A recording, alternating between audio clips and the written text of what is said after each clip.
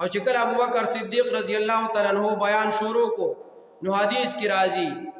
نبی علیہ الصلوۃ والسلام وسار المشركون على ابي بكر وعلى المسلمين فضربوا في نواحي المسجد ضربا شديدا ووتي ابو بكر وضرب ضربا شديدا نبی علیہ الصلوۃ والسلام مشرکان یوزل پا ابو بکر صدیق رضی اللہ تعالی عنہ باندې راجم شو او پټول مسلمانانو باندې راجم شول ابو بکر صدیق رضی اللہ تعالی عنہ مو اغم چې دینو زخمی کو نبی علیہ الصلوۃ والسلام دغه مسجد کې وو دا په سبا نه لکه چا سره د پټی لانجوا په پوله باندې لانجوا بچوي جنگ کړي هغه کې وو نه په سبا نه وو په دین باندې وو نبی علیہ الصلوۃ والسلام زخمی کو او ابو بکر صدیق رضی اللہ تعالی عنہ اغیم زخمی کو ویو او ابو بکر صدیق رضی اللہ تعالی عنہ چه چاول لډیر وهل ورکلی نه عتبہ ابن ربیعہ دی عتبہ ابن ربیعہ چې دی نو هغه ابو بکر صدیق رضی اللہ تعالی عنہ لا ډیر وهل ورکلی نبی ابو بکر صدیق رضی اللہ تعالی عنہ دی په مخ باندې والے او په دی پایزار باندې په پړنو باندې دومره وو په پړنو باندې چې د مخ نه ویني روانه شوې مخ زخمی شو او ابو بکر صدیق رضی الله تعالی عنہ هغه بیهوش شو نو ابو بکر صدیق رضی الله تعالی عنہ چونو د بنو تمیم قبیله والو د یو قبیله بنو تمیم اغوی راجم شو اغوی خوی چې بس ابو بکر صدیق چې دینو شهید شوی دی مړ دی دا بنو تمیم چون دا مسلمانان نو لیکن دا قام دا وجه نرالو قام پرستی و پکی پختو و پکی نو دا یو پکی چې دی مسلمان شو ابو بکر صدیق او بنو تمیم لا نور سوک مسلمانان دی خاص دی دی راجم شو خلاصی کو ویڑو کورتا آلتا دوی غالبان چې سار ټیم کې وال خوړلې دي مسجد کې او د مازیګر پورې ابو بکر صدیق رضی الله تعالی عنہ بیهوش دی چې کله څنګه ابو بکر صدیق رضی الله تعالی عنہ په هوش باندې راغی دوی ته تاسو کو چې څنګه اوس ابو بکر صدیق رضی الله تعالی عنہ ته وی چې ستا حالات څنګه دي گزاره دي کی کنه برابر هغه ته جواب کیسوي ابو بکر صدیق رضی اللہ تعالی عنہ وتویم ما فعل رسول اللہ صلی اللہ علیہ وسلم ما فعل رسول اللہ صلی اللہ علیہ وسلم چې د الله د پیغمبر وسنګ حالي ابو زما سره یو ځوال کړلی دي دعوت نه وای چې زه برابر امام دعوت نه وای چې زه په مخوالم په سر می دړلم دعوت نه وای چې وجود می زخمی ده ما فعل رسول الله صلی الله علیه وسلم چې د الله د پیغمبر وس شوی دومره مینه و د چا سره د ابو بکر صدیق رضی الله تعالی عنہ د نبی علیه الصلاۃ والسلام سره چې دا نه وای چې زه خیمه زه خراب ما اول ته غوی ته پوس کی چې طبیعت څنګه ده هغه ته ما فعل رسول الله صلی الله علیه وسلم چې دا څنګه وی چې ما فعل رسول الله صلی الله علیه وسلم نو قوم خو ټول کافرانو بنی تمیم هغه ټول مشرکانو هغه د قومیت د وجه نه راغلی او د ملګری شو دیوتا سبا درادوی کنزل منزل او توکړه دای وخت مطابق چې وتار سویلی ابو بکر صدیق ته بد اراده او ته شروع کړي چې اوسم ته داغه نه اوړي دا ټول وخت غوتا داغه د وجه نه وکړو او اوسم ته داغه لانه پرې دی تو اوسم داغه پورې نه خته لکه مونږ وایو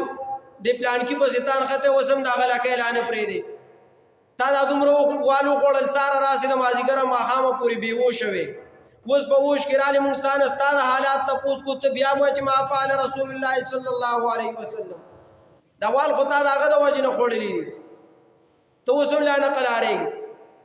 ابو بکر صدیق رضی الله تعالی عنہ دغه سپریو او دوی تینا ټول لاړو.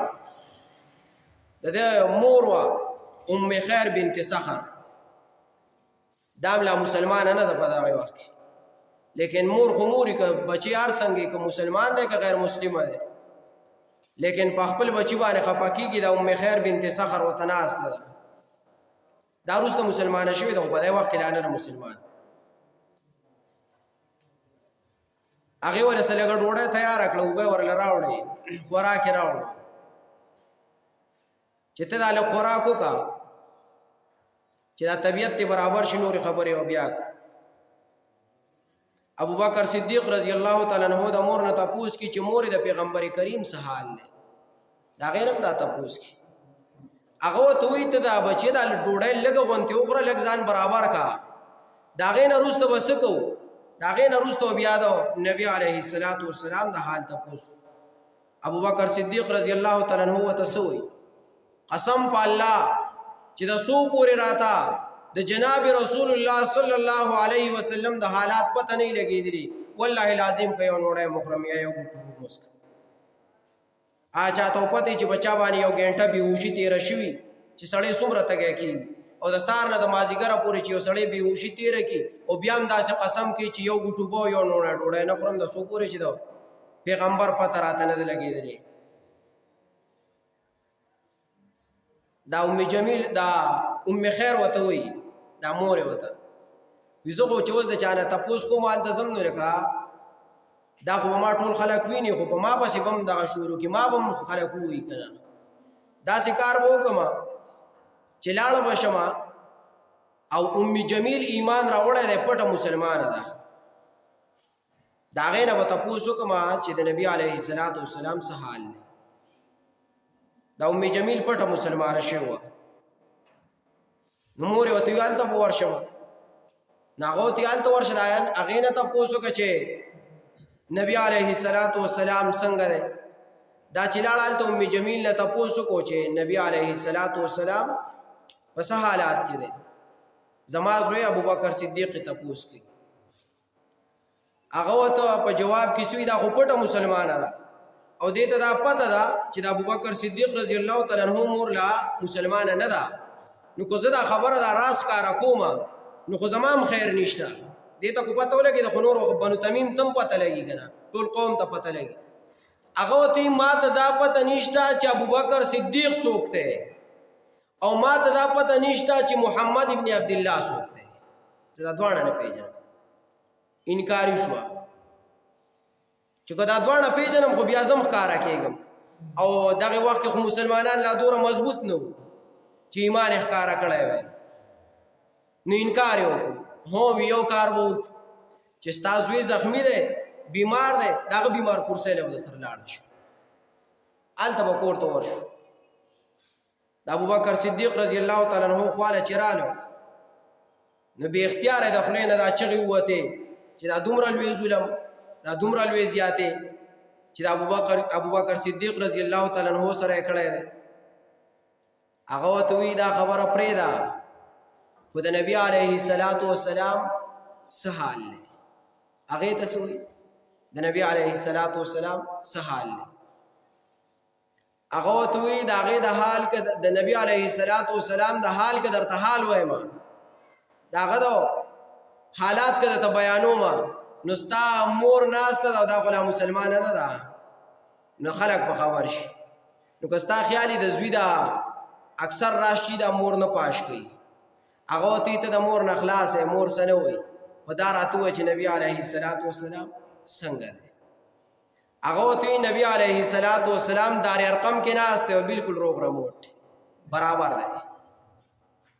ابوبکر صدیق رضی الله تعالی عنہ ویړه مې تسلی نه کوي، داسې وکړئ چې ما هغه له ورسوئ، په خپله تللی نه شي، دومره زخمي دی، دومره والې خوړلي، لیکن په ځان لا اریان نه دی. یو لاس یې په خپله مور په اوږه باندې واچو، دا هغه وخت چې د پردې حکم لا نه دی راغلی. ګورئ ښه دا واوره، دا هغه وخت چې د پردې حکم لا نه دی. یو لاس یې د خپلې مور په اوږه واچو، بل یې د ام جمیل په اوږه باندې واچو، او د نبی علیه السلام خواله دار ارقم ته راله، صحابه ټول ناست دي نبی علیه السلام سره دار ارقم کې. چې نبی علیه السلام دی ولیدو نبی علیہ السلام رامن ڈکڑا اور طول صحابو وعقب علیہ رسول اللہ صلی اللہ علیہ وسلم فقبله وعقب علیہ المسلمون. نبی علیہ السلام ناسا پر رامن ڈکڑا ڈارک راغے ابو بکر صدیق رضی اللہ تعالیٰ عنہ پا مخ بانے کل کو مسلمانان ٹول رالو صحابہ کرام رالو ابو بکر صدیق رضی اللہ تعالیٰ عنہ پا مخ بانے کل کو دا سمین وائی دا چا دا صحابو دا نبی علیہ السلام صحابو بانے دا سی حالات تیری گی پل زان چی دے پزان بانی ندی اریان یو بل دا ترغاڑی وزی سلامون کئی غاڑی یو بل لور کئی دا صدا وجنا دا دین دا وجنا موتا بانی کا دین کی لگا سخت تراش بیان دین شتا انہیں اسلام شتا یارا جی مون خودی نا پیجنو یارا جی مسلمان پا کسوکتے مون خودی نا پیجنو یارا جی کدا پا دین بانی دا مال قربانی را لے یارا جی مون خوزان لکور روان کڑے کور جو یارا جی کو پا دین بانی دا جان قربانی را لے یارا زخونے موزگار زخونے بچی اسکول تا لیگم پخپل دیاڑے لازم بچی اسکول تا لیگم پخپل دیاڑے لازم مدرسی تا نئے موزگار